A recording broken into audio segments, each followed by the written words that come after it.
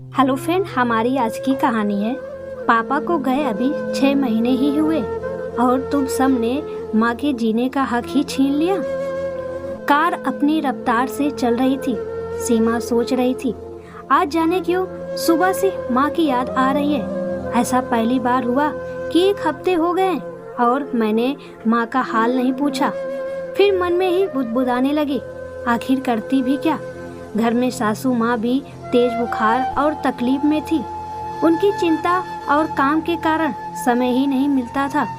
माँ क्या सोचती होगी, कैसी बेटी है ये। सीमा की आंखों में अनायास ही आंसू आ गए और बोली, पापा आप इतनी जल्दी क्यों चले गए। माँ को अकेला छोड़कर आपने अच्छा नहीं किया। मैं आपसे बहुत नाराज हूँ। अचानक गाड़ी के रुकने की आवाज आई और ड्राइवर ने कहा, मैडम जी, माँ जी का घर आ गया। दरवाजे की घंटी बजते ही छोटी भाभी ने दरवाजा खोला। सीमा बोली, नमस्ते भाभी, कैसी हैं आप। छोटी भाभी नैना ने उत्तर दिया, हम सब ठीक हैं, आप कैसी हैं। आज अचानक सीमा मुस्कुराते हुए आगे बढ़ी और माँ के कमरे में चली गई। मगर अंदर जाकर देखा, माँ तो वहाँ नहीं थी। भाभी के दोनों बच्चे वहाँ पढ़ाई कर रहे थे। सीमा ने पूछा, माँ कहाँ है। बच्चों ने कहा, बुआ दादी तो ऊपर वाले कमरे में रहती है। सीमा गुस्से से बोली, ऊपर वाले कमरे में। हाँ, हम लोग यहाँ पढ़ाई करते हैं और दादी। अब उनकी पूरी बात सुने बिना ही सीमा दौड़ती हुई ऊपर की तरफ गई। कमरे का दरवाजा बंद था। सीमा ने दरवाजा खोला तो माँ औंधे मुंह बिस्तर पे पड़ी थी। पास ही थाली में एक रोटी और कटोरी में दाल रखी थी, रोटी जो पूरी तरह सूख गई थी। सीमा ने सोचा शायद रात का खाना होगा, लेकिन माँ की ऐसी हालत देख वह अंदर तक कांप गई। पापा जो माँ को एक जरा सी तकलीफ नहीं होने देते थे, माँ की बीमार होने पर अपने हाथों से खाना देते थे, लेकिन आज माँ की ये हालत। रिश्ते अचानक इतने कैसे बदल जाते हैं। माँ माँ, सीमा चिल्लाई, माँ आप यहाँ क्या कर रही हो। इस कमरे में क्यों हो, आपका कमरा तो नीचे है। सीमा को देखते ही माँ ने बेटी को गले लगा लिया। अरे लगता है आपको बुखार है। सीमा ने अपने पर्स से बुखार की एक गोली खाने के लिए दी। माँ बोली, ले पहले थोड़ा पानी पी ले। सीमा गुस्से से बोली, पानी छोड़ो। और माँ हाथ पकड़ते हुए कहा, पहले आप दवा खाइए और ये बताइए आप अपने कमरे में क्यों नहीं हो। माँ बोली, अरे कुछ नहीं, यहाँ रहूं या वहाँ क्या फर्क पड़ता है। माँ अपने आंसुओं और पीड़ा को बेटी से छिपाने की कोशिश कर रही थी। किसने आपको यहाँ रहने को मजबूर किया, बताइए। माँ बोली, अरे किसी ने नहीं, तू बता कैसी है, घर में सब ठीक है ना। सीमा का गुस्सा 7वें आसमान पर था। वह गुस्से से लाल हो दंदनाती हुई नीचे जा पहुंची और चिल्लाने लगी, भैया भाभी, बड़े भैया, छोटे भैया, सब बाहर आओ। सब कमरे से भागते हुए बाहर आए। क्या हो गया, क्यों चिल्ला रही है इतना। चिल्लाऊं नहीं तो क्या करूं। ये माँ का कमरा ऊपर कब से हो गया। इस उम्र में उन्हें इस तरह एक कोने में अकेला छोड़ देना क्या ठीक है। अगर पापा होते तो तब क्या तुम ये करते।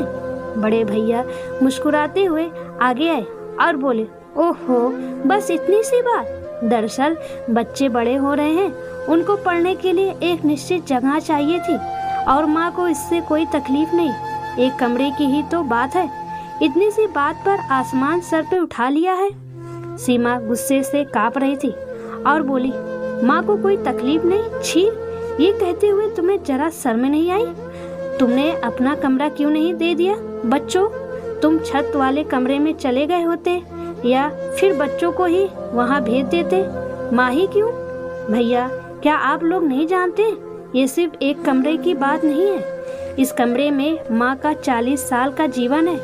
आज माँ उस जीवन को जीती है।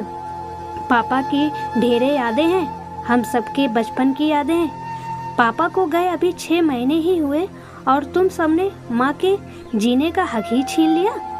आज जब उनको हम सबके साथ और प्यार की सबसे ज़्यादा ज़रूरत है तो तुम सबने उन्हें घर का एक कोना दे दिया और भूल गए।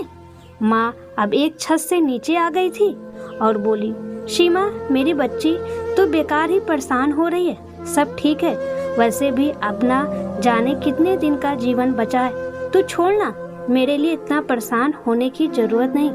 अगर तेरी तबीयत खराब हो गई तो तेरे छोटे छोटे बच्चे हैं, उनका ध्यान तो कर।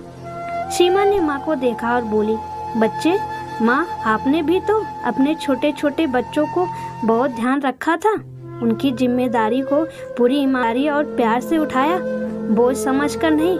और देखिए अपने बच्चों को, आपके बच्चे आपको क्या दे रहे हैं। लेकिन मैं आपको ऐसी हालत में नहीं रहने दूंगी, कभी नहीं। ये घर आपका है, इसे घर अपने बनाया है, इस पर सबसे ज्यादा हक आपका है। माँ, आप क्यों अपने कमरे से निकल गई? आज से और अभी से आप यहीं रहेंगे। इतना सुनते ही बड़े भाई का बहुत गुस्सा आया। उसने चिल्लाकर कहा, देख सीमा, अपने घर से मतलब रख, यह हमारे घर का मामला है, यहाँ तुझे बोलने की जरूरत नहीं। हम देख लेंगे कि हमें अपनी माँ को कैसे रखना है। सीमा ने माँ को देखा और बोली, माँ क्या ये घर मेरा नहीं? माँ ने डबडबाई आंखों से कहा, नहीं बेटा, ये घर मेरे सभी बच्चों का है। सीमा ने कहा, तो ठीक है, आप मेरे साथ हैं ना? माँ बोली, हाँ बेटा, लेकिन तू किसी बात की चिंता मत कर, मुझे तकलीफ नहीं, मैं ऐसे ही जी लूंगी। अब बच्चे ही कितने दिन हैं? सीमा बोली, नहीं माँ, कितने दिन बचे ये तो मैं नहीं जानती, लेकिन जितने भी दिन हैं वो आप आज सम्मान के साथ जिएंगे। बड़े भैया चिल्लाए, इसी समय घर से बाहर निकल, अपने घर के झगड़े संभाल, हमारे घर की बातों में मत टांग अड़ा। सीमा बोली, मैं टांग नहीं अड़ा रही हूँ, लेकिन माँ का कमरा माँ को दे दो, बस मैं चली जाऊंगी। इस कमरे की हर चीज में माँ की जान बसती है, उनकी जान उनसे मत लो, मैं तुमसे प्रार्थना करती हूँ। अब तक चुप रहे छोटे भैया और भाभियों भी बोल पड़ी, ये ढीठ है, ऐसे नहीं मानेगी। छोटे भैया आगे आकर बोले, नहीं देते कमरा, हम क्या कर लेगी। सीमा ने माँ की ओर देखा और कहा, आप अपने और पापा के कमरे में जाइए। लेकिन माँ रोती हुई चुपचाप सीढ़ियाँ चलने लगी। सीमा की आंखों से भी आंसू बह रहे थे और अपनी लाचारी पर गुस्सा आ रहा था। वह भी माँ के पीछे पीछे ऊपर गई और खुद को संभालते हुए बोली, माँ क्या पापा ने जायदाद का बिल भैया लोगों के नाम बना दिया था? माँ बोली, पता नहीं, वो ऐसा नहीं कर सकते। वो कहते थे, यशोदा मैं चाहता हूँ तेरे लिए इतना कर दूँ ताकि मेरे ना रहने पर तुझे कोई दुख ना हो। शायद तभी उन्होंने ये घर मेरे नाम पर बनवाया था, यशोदा भवन। माँ को गले लगाकर सीमा बोली, अपना ध्यान रखना माँ, मैं फिर आऊंगी। अगले दिन सीमा की माँ के घर दरवाजे की घंटी बजी। माँ के साथ साथ सबने सोचा सीमा ही होगी। बड़े भाई ने कहा, मैं देखता हूँ, आज उसे घर में घुसने ही नहीं दूंगा। दरवाजा खोलते ही सामने कोई और था। उसने पूछा, यशोदा जी का घर यही है? जी हाँ, बोलिए क्या काम है? आप उनको बुला दीजिए, कहिए वकील साहब आए हैं। बड़े भाई तो ऐसे लग रहे थे मानो गुस्से में पूरे घर को आग लगा देंगे। वकील बोला, जल्दी बुलाइए और आप सब भी आ जाइए। बच्चों ने अब तक यशोदा जी यानी अपनी दादी को सूचना दे दी थी और वो नीचे आ गई थी। वकील बोला, देखिए मैंने आपके अधिकारों की ये लिस्ट बनाई है। चूँकि ये सारी संपत्ति आपके पति ने बनाई तो इस पर आपका हक पहले है। दूसरी बात, ये संपत्ति अधिकार कानून के तहत आपकी बहन सीमा देवी ने भी अपने हिस्से की संपत्ति की मांग की है। लेकिन इन सब बातों के पहले मैं एक पत्र पढ़ना चाहता हूँ जो सीमा देवी ने अपने भाइयों के लिए लिखा है। प्रिय छोटे भैया, बड़े भैया और भाभी, आप सब भी जानते हैं और मैं भी जानती हूँ कि आप लोगों ने जो कुछ भी माँ के लिए साथ किया वो सही नहीं है। भैया शायद आप ना समझ पाएं, लेकिन भाभी इस बात को अच्छी तरह समझ जाएंगी कि औरतें अपनी कितनी इच्छाओं को मारती हैं और तब कहीं जाकर घर परिवार बसता है। आप लोगों ने माँ को तकलीफ पहुँचाई, शायद आपको एहसास ही नहीं कि आपने क्या किया है। उन्हें उनके अपने ही कमरे से निकालकर घर के कोने में जगह दी जहाँ से उनका सबसे संपर्क नहीं हो सकता, और नीचे ऊपर करने में भी उन्हें कितनी तकलीफ होगी।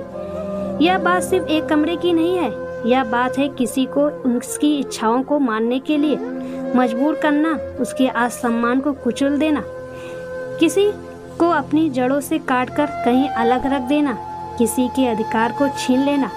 शादी के बाद वैसे भी औरतें एक बार अपनी जड़ें छोड़कर जाती हैं और दूसरी जगह बहुत मुश्किल से अपनी जड़ों को मजबूत करती हैं। भैया, आप लोगों ने माँ को उनकी दुनिया से काटकर अलग कर दिया, जो सही नहीं है। माँ के कमरे में माँ पापा की अपनी कितनी यादें हैं, जिनको सोचकर, पापा से जुड़ी चीज़ों को देखकर माँ अपना बाकी का जीवन आसानी से गुजार देती। नीचे रहने पर उनके कानों में आसपास वालों की आवाज़ भी आती, लेकिन ऐसे उन्हें इस तरह छत के कमरे में डाल देना बहुत ही अमानवीय और पीड़ादायक है। इसलिए मैं आप सबसे एक बार और हाथ जोड़कर प्रार्थना करती हूँ कि माँ को उनके जीने का हक दे दो। भैया, भगवान की दया से मुझे खाने पीने की कोई कमी नहीं, पैसे की कोई कमी नहीं, मुझे पाप संपत्ति से कुछ लेना देना नहीं, मुझे कुछ नहीं चाहिए। लेकिन अगर आप सब नहीं माने और यही माँ को दुख देते रहे तो इस घर में अब बंटवारा होगा। मैं अपना हिस्सा लेने आऊँगी। मैंने अपने अधिकारों के पेपर बनवा लिए हैं। वो आगे कोर्ट में जाए या ना जाए, यह आपके निर्णय पर निर्भर करता है। मैंने जितना समझना था समझा दिया, बाकी आपकी मर्जी। आपकी बहन सीमा। वकील साहब ने कहा, हाँ तो अब आप बताइए, आपका क्या निर्णय है? दोनों भाई और भाभियाँ मानो पुत बन गए हों। बड़े भाई ने माँ के पैरों पर सर रख दिया और कहा, माँ, आपकी केवल एक ही संतान है सिम्मी।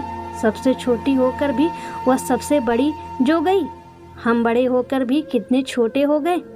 माँ, इस घर पर सिर्फ आप दोनों का हक है, हम पापियों का नहीं। माफ़ कर दो माँ, हमें माफ़ कर दो। सभी आगे पीछे माँ से चिपके पश्चाताप के आंसुओं में डूबे थे। तभी सीमा, जो चुपचाप ही सब देख रही थी, अचानक अंदर आई और बोली, हटो हटो, मेरी भी माँ है। माँ ने बाहें फैला सीमा को गले लगा लिया और कहा, तू तो हम सब की माँ है। बहुओं ने माँ पापा के कमरे को पहले की तरह सजाया और माँ को उनके कमरे में ले गए। सीमा आंगन में खड़ी आसमान की तरफ देख रही थी और बोल रही थी, मैंने ठीक किया ना पापा।